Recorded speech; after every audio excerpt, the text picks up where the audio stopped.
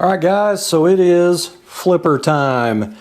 So this is going to end up being at least 2-part video, but it may end up being 3 or 4 parts.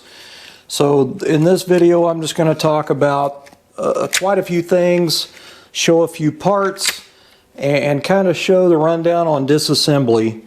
And then I will get to later doing the dent repair, the sanding, polishing, all that kind of crap, and then putting in all the new parts. There's quite a few new parts you got to have to restore your old flippers. So this is the most requested video I have on my channel. All the time getting requests for a flipper rebuild video and an adjustment video. So it's going to be, multi-parts. Now, I'm going to say this so you understand. I am not an expert nor a professional at rebuilding flippers for two-door hardtop 55, 56, 57 Chevy. But this week I'm going to be. I don't have the money to send these off to have them restored by a professional. There's very, very limited information out there on the web, videos or pictures on how to do this. And if an expert that is watching this video and they disagree with the way I'm doing mine, do your own video. So with that being said, I'm going to give you the rundown on these. Now I've only restored one set of flippers in my life.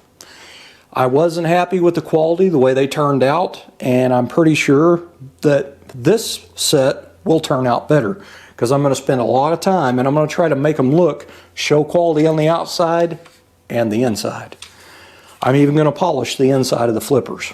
So anyway, I'm going to give you the basic rundown on flippers. Now, first off, if you don't know what a flipper is, they only come on the two-door hardtop, or sport coupe is what they're technically called, 55, 56, 57 Chevys. There are sedans and there are hardtops. The hardtop, when you roll this window down and the door window down, there's no post here. So the two-door sport coupe models have flippers. So I've got tape on the car. So when you put the flipper up here, I put tape on here not to scratch nothing. When you put the flipper up there, it's basically a continuance of trim for the rear back here. So it looks nice. But when you open your door, that flips up. When you close your door, it flips down. It's supposed to. So I'm going to run you through some things, which I've already kind of did an explanation video, but I'm going to go a little bit more in depth with this. So there's 2 designs of flippers that I know of. Again, that's me not being a professional. I've had a lot of 55 Chevys, a bunch. But I've only had, this is only my second hardtop. Most of them have been 2-door posts or 4-door posts or sedans. I've had one Nomad. But today's topic is 2-door hardtop.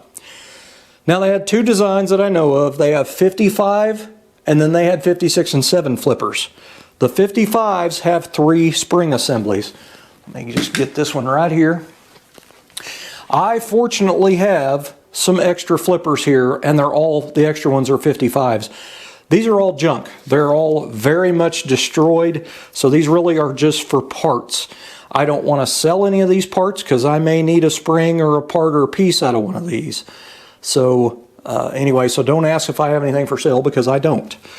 I have 0 experience in aftermarket ones. All I have heard is negative reviews on them. So I don't know about aftermarket flippers. You're on your own there. So usually when it comes to stainless steel for a car, like a 55 hardtop, I prefer original stuff. But anyway, 55 had 3 spring assemblies, and you got 1 spring here, 1 spring there, and 1 spring there. In 56 and 7, they did not put center springs in, and I don't know why. This is a 56 or 57 model here, and this is what I have that I'm going to put on the car because I have a super nice used set here. Even the felt was pretty nice. So, but I'm going to go ahead and restore them my way, I should say. Now my car is a custom. I'm not going for that, numbers matching, date coded crap. This is a full-blown custom car. Everything's modified just about. So I don't care how original it is. So if you're looking for 100% original rebuild, you're watching the wrong video. But anyway, I'm using these, and they just have a spring in the front and a spring in the back. So that is the difference in 55 to 56 and 57 flippers. Now, I do not know why that GM removed the flippers, the springs in the center of the flippers. I don't know why they did that and just went to the front and rear springs. I have an idea, but I don't know for sure. This is my estimate, or guesstimation we'll say. It seems to me that this is going to be a lot more spring tension having this center in here, because 9 times out of 10, the problem with these flippers is when you close your door, the rear of the flipper stays out and the front is pulled in. The reason the front always pulls in is it has to. There's no way it can't. It has this piece right here, which this is for the other side. Let me just get this one back. It has this piece right here, this little bracket hanging down right here. This comes in contact with the wing window assembly. So when it comes in contact with that, it closes it. It has to close at the front. But they're usually twisted like that, flipped up at the rear. And that's where a lot of guys struggle trying to get these to work. A lot of the old school guys, I remember riding with my uncle in his car when I was a kid, and when he'd close the door, of course it was summertime, no air conditioning, the windows were down, he would just reach up there and pull the flipper in. That's what a lot of people still do today. These are adjustable, and I always wondered on 55s, if you just removed that spring in the center and left it out, it might help it close a little easier, because I don't know why GM didn't put them in there. They stopped putting them in 6 and 7. That may be why. If you know why, comment below, because I'm curious.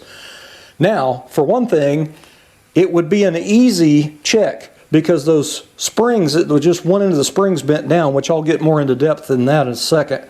But you can remove that spring with the flipper on the car and then close your door and see if your flipper closes. But there are other adjustments you need to make. Now, this flipper was in my shed. I just dug it out a couple days ago. I actually did this video several days ago, and I just went in there to try to put this part 1 video together, and you can't hear me. So I had to put my external microphone setup on, and hopefully it works and I don't have to do this again. But anyway, this is what somebody did. This is not factory, and this is pretty interesting. So the problem, one of the problems with the flippers not closing in the rear is the roof has a curve. It has a crown. The flipper's straight. So when you stick that up there and you put your 6 Phillips screws in there and screw it all the way down as tight as it'll go to the roof, it tweaks that to contour the roof, and it causes the rear to stay flipped out while the front is closed. So to test if you're having this problem, first thing you want to do, loosen off all the center screws. Leave your front one tight, leave your rear one tight. Loosen all those off a couple of turns, then close your door and see if you're working in the right direction. I would also, if you have a 55 with a 3-spring setup, I would remove that center spring just to test it, because you can always put it right back in there.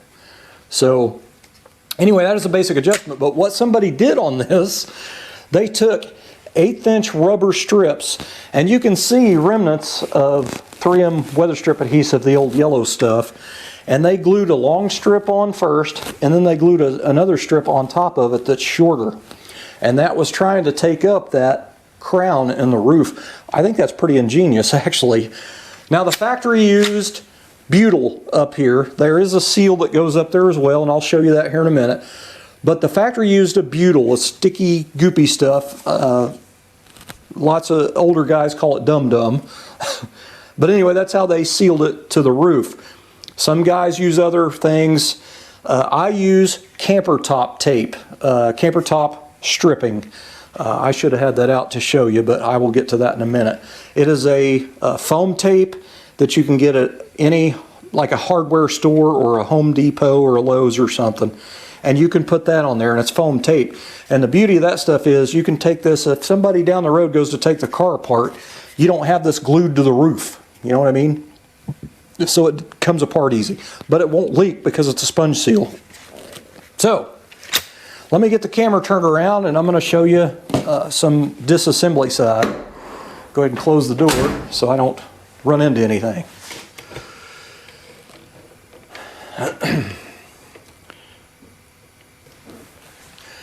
Alright, so on these flippers, first you got to take them apart. And they'll come apart in a couple of pieces. There's actually lots of pieces here, but anyway, to get them to come apart, you need to take a pair of needle nose pliers, and this is the front of the flipper right here. There's a nail here. It has a domed head on it. It's a nail or a pin or whatever you want to call it. The end's bent down a little bit, so you'll take your needle nose pliers and you'll straighten that a little bit, and then you'll pull that pin out of there. Then you'll get to here. The end of this spring is bent, so you'll want to grab hold of that with your needle nose pliers and bend that, straighten it out. Then you can take that spring, either stick a screwdriver in there or take the needle nose pliers and put it right there, and that'll slide straight out of there. It goes into that loop and that loop, but that'll come straight out sideways. Same way with this one. These two are pretty much the same. Bend that, straighten that out, pull that spring out. Once that pin is out and these springs are out, you also need to take these springs up here. This is one continuous spring, and this is what it looks like when it's out, right here. So you'll take your pliers and grab a hold of it here, and you will push it down to get it out over this half circle clip right here, and the same way over here. So just push down on it and pull around, push down and pull around. Then that spring will come out. At that point, you can slide that in off of the other piece, and you've got two pieces. Now, the worst part of flippers, in my opinion, is getting out the old felt strips. Now these are called mohair strips, felt strips, window sweeps, felt strips. I mean, they're called all kinds of different stuff. You have to buy these separate. Now it's called a flipper relining kit, and you'll get 4 pieces. You need 2 for each flipper. These are not in the kit for your garnish moldings, for your other, it goes on your garnish moldings and on your quarters back there. If you tried to use those, they're too short. You've got to have these. They're the perfect length. You can see right here, it goes on this plate, and this is exactly the same length.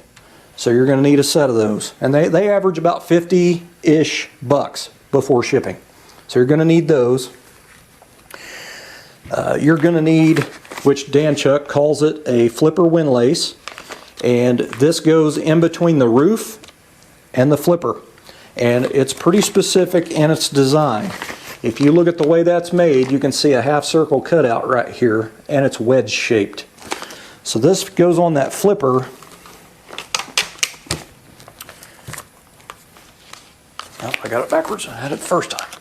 It goes on there just like that. So when that flipper flips out, that's what that half circle notch is for, is that. Now what this basically does is it's for rain or wind noise. It's just, it's for water runoff or whatever. Even though if you have drip rails still on your car, it's going to get the brunt of it.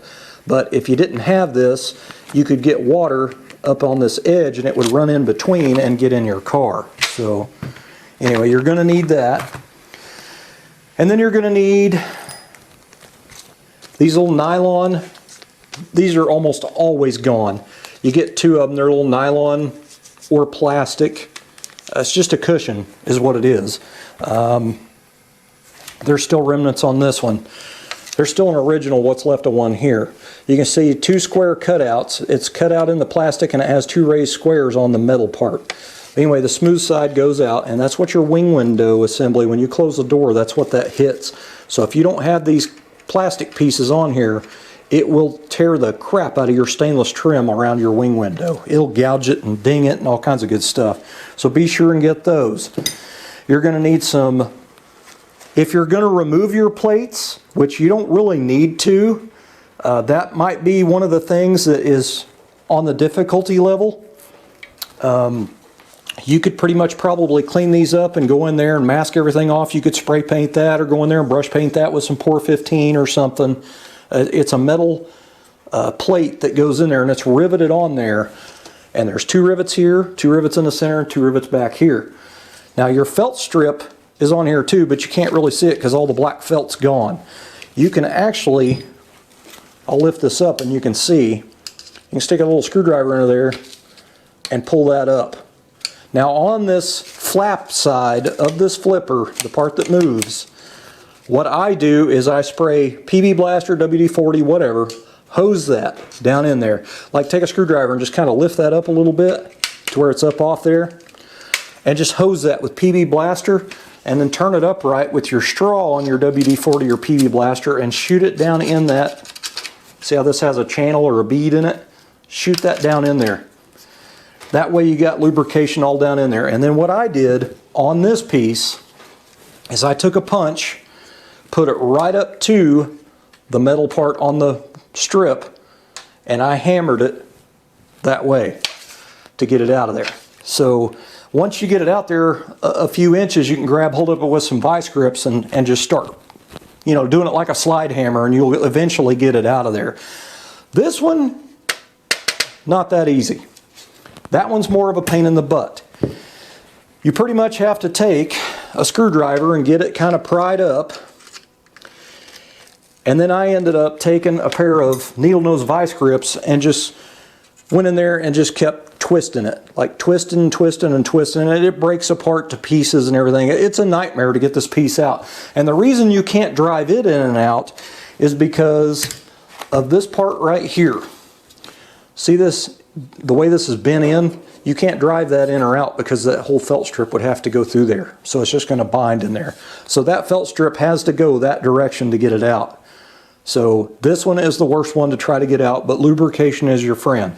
Now once you make a huge giant mess with WD-40 and PB Blaster, you can go back and hose that with some brake clean or carburetor cleaner and just douse it and let it run off of it, and you can clean it all back off there. So anyway, the other stupid part you get is this little guy right here.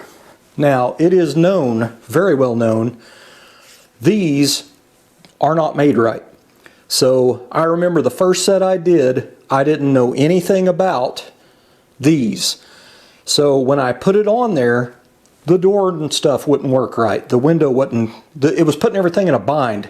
So I got on the Tri-5 forum and I did a search and found out that those guys were thinning this down. So I used 10 snips and I just thinned it down.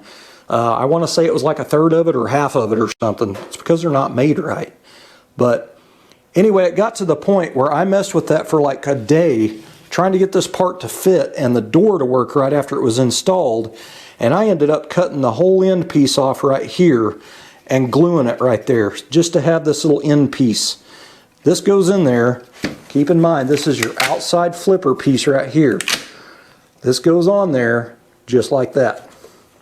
Doesn't even look right. Like when you look at that, it just makes me scratch my head of what in the hell were they thinking? So that is the way it goes. But this goes up there to the A-pillar, and it's more or less a seal for wind noise or rain or whatever. So that's why I put that piece in there and left that out. It still worked fine. You know, not accurate, but it worked. But on this car, I am going to try to take my time and I'm going to do a little grinding with the roll lock disc and thin this out. And I'm going to try to make this work. Now, this is kind of confusing when you look at this. So, anyway, as you can see, 4 holes in this. 3 of them are small. These 2 ain't even drilled all the way through. You can see the metal backing in it. This one is a larger hole. That is actually where the screw goes, is in the large one. And it goes in your very forward hole of your flipper up here. So it's going to go in just like that. So when you go to put your flipper on your car after you've restored it, put your 2 center screws in, and you know, don't tighten them all the way down, but put them up there quite a ways. Then you put that piece there on, because there's another rubber piece that goes on the rear one as well. But this one, it doesn't make sense to me. I don't know if it's a cushion or a stop or whatever. Now you got to keep in mind, your door glass and your wing window does not go all the way up in here. It can't because of all these springs. It just barely goes up in there on that felt. So, you know, that's probably why you got to thin that down a little bit. But anyway, it's just kind of a, I guess, a cushion. I don't know if it's a stop, a cushion, or what. This is what it's called, and these are actually TNN. This is, you know, TNN's not even in business anymore. It's called a front of door flipper stop. That's what they call it. Whatever the factory calls it, couldn't tell you. But anyway, that's how that goes. And then you got these little dudes right here, and this was another problem I had, and I ended up not putting these in as well because it also wouldn't let the door and window shut correctly. So this is supposed to, it has a hole right here which it still has rubber flash in it. It's not punched all the way through yet. That goes in your very rear screw of your flipper back here, where it bolts to the, or screws to the roof. And I don't know if it goes that way with the hollowed channel side out or in.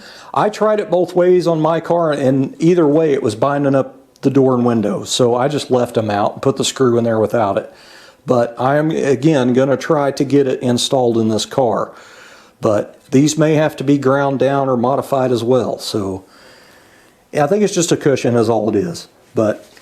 And then I do have a flipper here that has remnants. There's another little piece here. Two more little rubber cushions right here. And what is this called? These are TNN as well. Front flipper to vent stop. You get two of them in there, and the ends are 45 cut. Now one side of this has a rounded channel piece to it. And here's remnants of an original here. Out of all my flippers here, this is the only one that has remnants of what's left of an old original right here. This is the front of your flipper right here, very front. And it goes right there. You glue it in there with some 3M weather strip adhesive. It glues in right there. So that flipper has a round channel, and that round piece of that goes down in there. But you have to glue it in. Now if you don't have this sharp edge of this flipper can gouge and mark up your stainless on your wing window assembly.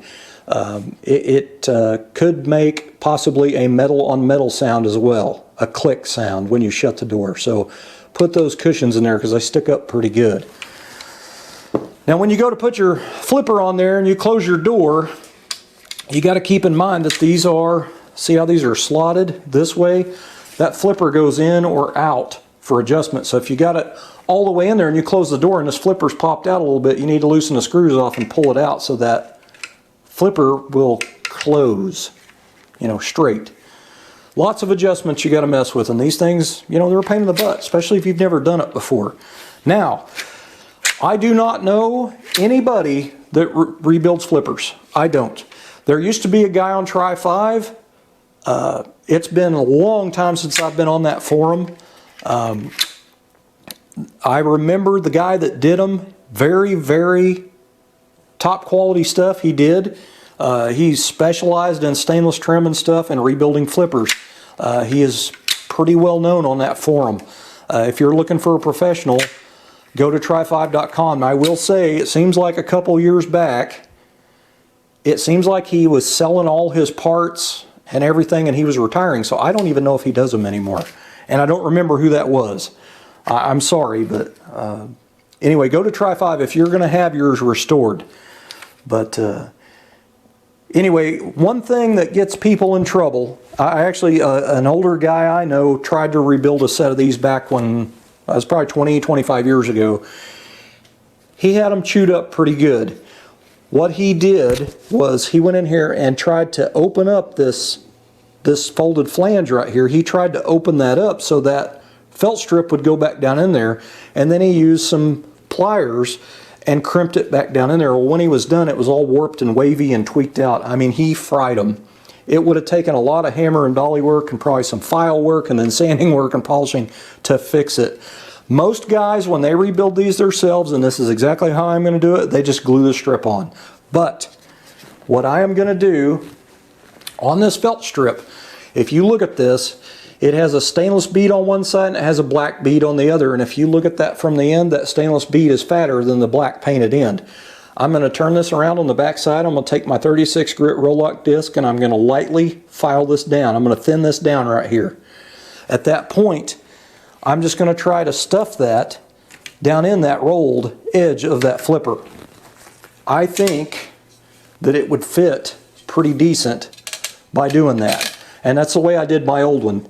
But if that was thinned down, you could get that in there a little ways and then use 3M weather strip adhesive from front to back all the way down, and then either use these guys here, little plastic clips or some clothespins, and put a whole bunch of them on there and let that stuff set probably at least 12 hours to dry. And there's nothing wrong with gluing them. That glue will stay. They will stay on there. But that is what most guys do. It's when you try to open that up, you're going to end up with a lot more work. And if that's the way you want it, then good luck to you. I'm going to glue mine in, but I'm going to try to get it to set down in that channel just a little bit by modifying the back of that.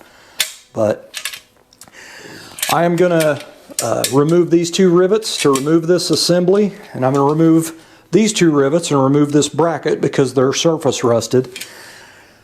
I'm going to blast all these steel parts and I'm going to paint them, but I am going to go through here and I'm going to pick the nicest pieces out of all these, because usually when you got something rusted that bad, it's pitted. When you blast that, you're going to have little pits in there, and if you just spray paint that and put it back in there, it's going to have little craters in it. I'm not going to do that. I've got a couple of flippers here, like this one. The flipper itself is pretty torn up, but the stuff, the CAD plating or zinc plating, whatever's on here, is still in nice shape. So a lot of these are going to get taken apart just for the parts, so I don't have rusty parts. But anyway, I'm going to show you something else. Let's see. So check this out right here. This is actually the flipper piece that I'm going to use on my car. See how sloppy that is? See how sloppy? This thing is highly worn. Now you could go in there and you get the rivets out and pull that out. You could probably go in there and tighten that down a little bit with some pliers and get it a little bit tighter. I don't know that you'd want it perfectly tight. It might need a little bit of wiggle room in there. But I've got another one here, if I can find it. I think it's this one. This one's a little bit tighter, but I had another one that was a lot better. I don't know what I did with it. Was it this one? Anyway, I've got another one here that's in better shape. I've got another flipper torn apart, and it's over there along with my other one for the other side. But this is my passenger side one for my hardtop that I'm going to use. It's either 56 or 7 because it doesn't have a center spring. But look how nice these are for used originals. They're not all beat to crap. The only problem they really have is the surface rust of all the pieces, which I'm going to change some of that stuff out. But even the felt's still pretty decent on them. But I'm going to go ahead and replace it with all new. But anyway, guys, when it comes to the rivets, I might cover that. When it comes to these rivets, you can buy new ones. They're stainless steel and they are flipper rivets. And you either have to have the plier set, which is referred to as a rivet squeezer, or a bench mounted rivet press. I don't have any of those. I never have had any of those, and they are very expensive. If you look on Amazon for a good quality set, it's like $120 to $200 or something. I'm not paying that for one pair of flippers because I doubt I'd do another hardtop. I've got sedans in the future for me. So, and I'm not going to do a set for anybody else because I don't feel comfortable enough to take somebody's flippers and try to rebuild them and not be able to do it professionally. In my opinion, a professional job would be the one that actually re-crimped that or pressed it back in there.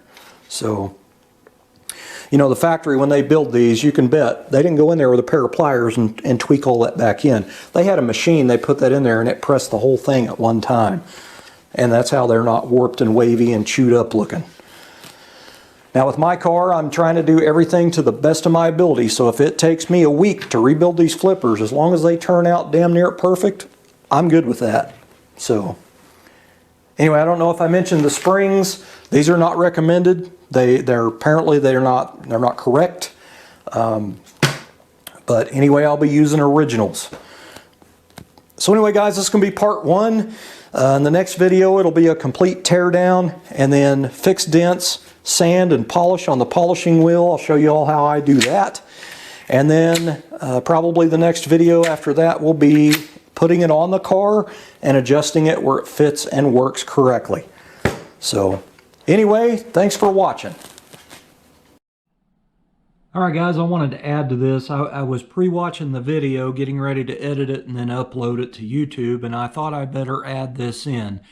When I was talking about removing the felt strip with a punch and a hammer and driving it out, it kind of looked like in the video I was talking about this plate. Now your flipper, this is the actual flipper piece itself that pivots. It's two pieces. Your felt strip sits on top of it, and they're both crimped in there together. So what I was talking about driving out that way or this way with a punch was just the felt strip, not the plate. The plate is riveted in with 6 rivets, 2 here, 2 in the middle, and 2 at the other end. So anyway, if you drill the back side of these rivets out with a 7/32 drill bit and use the drill on low speed and just kind of feather it, it'll eventually get to the point where that flared out part of the rivet will disappear, and you can use a really tiny punch and a small hammer and knock the rivet out. At that point, you can just grab this and kind of pull up on it and it'll come out of there. You don't have to drive the plate out. What I drive out is the old felt strip. So keep that in mind. I just didn't want anybody to go in there and try to, with the felt strip, you can see it here on the original. You can see the felt strip on top of the plate. I didn't want anybody to put that punch up on that plate trying to drive it out, and it ain't going to go anywhere because those rivets are in there. You don't need to drive both of them out of there. But the way I did it was just trying to, basically hit it with a hammer, just the felt strip end, and knock the felt strip out and get it out first, and then worry about the plate. And anyway, again, if you go to try to put the rivets back in there, they are not fun. It's very time consuming and tedious work. And if you don't want to go through that hassle, you can go in here and kind of clean this up with a little wire brush. Maybe get in there with some sandpaper or something. I would tape off the stainless and then go in there and maybe put some masking tape around it the best you can. And then go in there and just use a small craft brush and just brush on some POR 15 if you wanted to. Or if you can get it masked off decent enough, just spray paint it. You know what I mean? Instead of going through the hassle of removing those rivets. Now on mine, I'm going to go ahead and remove every piece, and every piece is going to get painted inside and out. So anyway, I just wanted to clarify, when you're hammering, punching, trying to drive that felt strip out, this is just the way I do it. I put the punch up to the felt strip and knock the felt strip out first. Then I drill the rivets out of the plate and then just lift up at the top of the plate and it'll come right out of there. Thanks for watching.